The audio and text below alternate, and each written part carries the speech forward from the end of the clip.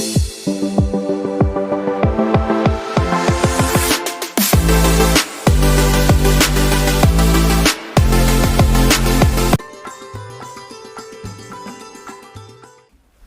तो राधा स्वामी पंथ से ही इसको दृढ़ करते हैं कि सोई गुरु पूरा कहावे जो दो अक्षर का भेद बतावे। देखो इन्हीं के राधा स्वामी पंथ वालों की ही पुस्तक में है ये है पुस्तक संत मत प्रकाश हजूर महाराज सावन सिंह जी के सत्संगों का संग्रह संत मत प्रकाश भाग 4 राधा स्वामी सत्संग व्यास। ये कहाँ से छपा है? संत मत प्रकाश भाग महाराज सावन सिंह जी के वचन है ये। प्रकाशक सेवा सिंह, सेक्रेटरी राधा स्वामी सत्संग व्यास, डेरा बाबा जमल सिंह, जिला अमृतसर। मुद्रक है Sartaj printing press, Tanda road, Joshi state, Jalandhar से। अब इसके हम 261 पृष्ठ पर आते हैं। ये संत मत प्रकाश भाग 4 आप देख रहे हैं, पृष्ठ नंबर 261 पर।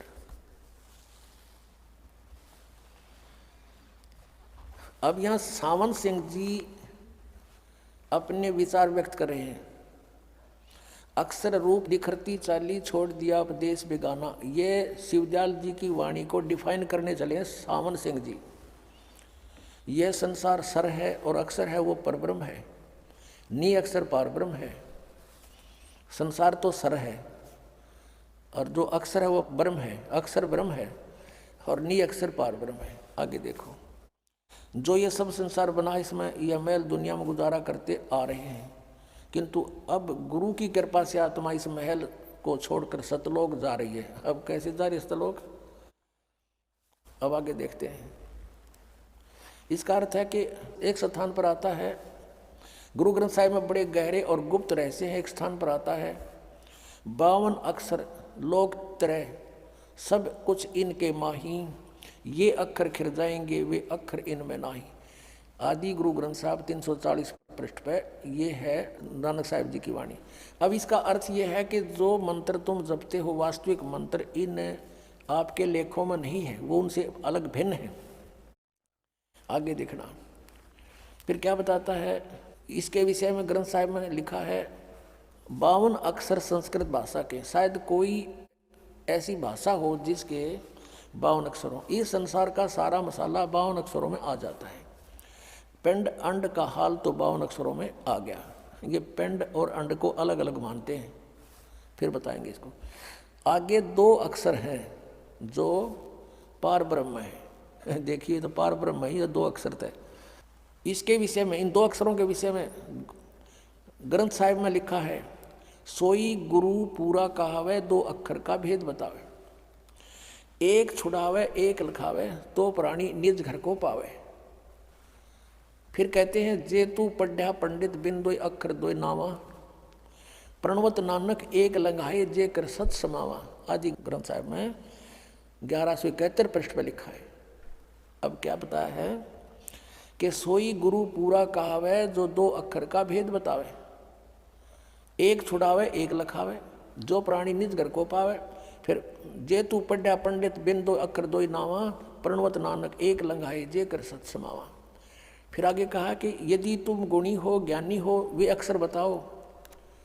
सावन सिंह जी आप पर प्रश्न करें, उत्तर दे रहे हैं अपने आप ही, वे अक्षर पार ब्रह्म हैं। एक अक्षर ने दुनिया बनाई और एक अक्षर ने सतलोक बनाया। ये अर्थ क्या है? वाणी क्या कहती है? ये अनुवाद गलत कर रहा है।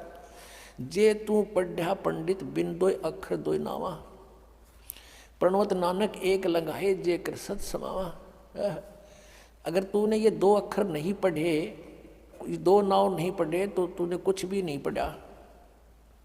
ये पढ़ने के हैं, ये नो के पार ब्रह्म पाओगे। आगे देखो, कहते हैं यही कबीर साहब कहते हैं, कह कबीर अक्षर 2 भाग होएगा खसम तो लेगा राख। 329 पृष्ठ पर कबीर साहब की वाणी है गुरु ग्रंथ साहिब में। इसमें कबीर परमेश्वर स्पष्ट कह रहे हैं कि 2 अक्षर बोलन के हैं वो पार ब्रह्म नहीं पावे, वो तो बोलन के हैं, जाप करने हैं उनको। भाख माने बोल, और होगा खसम तो लेगा राख। इन दोनों अक्षरों का जाप कर। एक ओम है, एक दूसरा तत् है जिसको सतनाम प्राप्त है, वो 2 अक्षर का सतनाम है। इन 2 अक्षरों का देने वाला अधिकारी संत होगा तो तेरी समय आने पर रक्षा हो जाएगी। नहीं तो वो नकली होगा, तो वहाँ भी इनका कोई लाभ नहीं तुझे मिलेगा। गुरु नानक साहब फिर कहते हैं, एक अक्षर हर मन वसे नानक होत निहाल। अब नानक साहब कहते हैं एक अक्षर हर मन वसे, परमात्मा का जो एक अक्षर मंत्र है, जो आदि नाम है, वो मन में वसा, यानी उसका प्राप्त हो जाता पहले। तो नानक होत निहाल, इन दो अक्षर से न्यारा यो आदि नाम एक मंत्र है जिसको सत्य कहते हैं।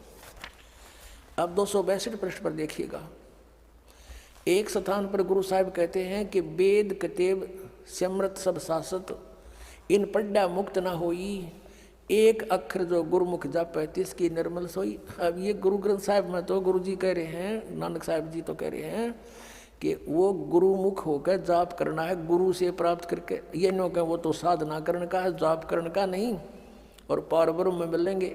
वाणी क्या कह रही है, ये ज्ञानहीन अनुवाद क्या कर रहे हैं। स्पष्ट कर, एक अक्षर जो गुरुमुख जापै तिसकी निर्मल सोई। अब ये अनुवाद करने चला है सावण सिंह, क्या कहते, वह अक्षर आपके अंदर है और पार ब्रह्म में जाकर मिलेगा। हमारे पास भूत बने पास शिव डालने मिल गया, वो बुक्की में बैठा। यह धर्म हमारा धर्म नहीं, ये जात हमारी जात नहीं, ये देश हमारा देश नहीं, हमारा देश सचखंड है, हमारी जाति सतनाम है। वाह रे सावण सिंह। संत मत भाग 3 में कह रहा है कि सचखंड या सतनाम चौथा लोक है। 102 पृष्ठ पे 106-7 पे कहता कि सतनाम असली राम है, और यहाँ कहता हमारी जाति सतनाम है, हमारा धर्म सतपुरुष है। यह पराया देश छोड़कर आत्मा अपने देश को जा रही है। अब यहाँ क्या कहते हैं, अब देखो, अब आत्मा इस पुराने महल को जिसमें लाखों जन्म रही छोड़कर जा रही है, सतनाम में जा रही है। ये देखो, सतनाम में, सतलोक में जा रही है, सतनाम में। और यहाँ सतनाम इनकी जाति थी। अब देखो, अंदर शब्द के दर्जे हैं, ओम शब्द, सोहम शब्द और सत शब्द। जहाँ से भी जो मिल गया वो कहीं का रोड़ा, कहीं का है, और या राधा स्वामी कुणबा जोड़ा। अंदर शब्द के दर्जे हैं, ओम शब्द, सोहम शब्द और सत शब्द। आत्मा दर्जे के अनुसार अपने असली मकसद भाव, असली देश को जा रही है।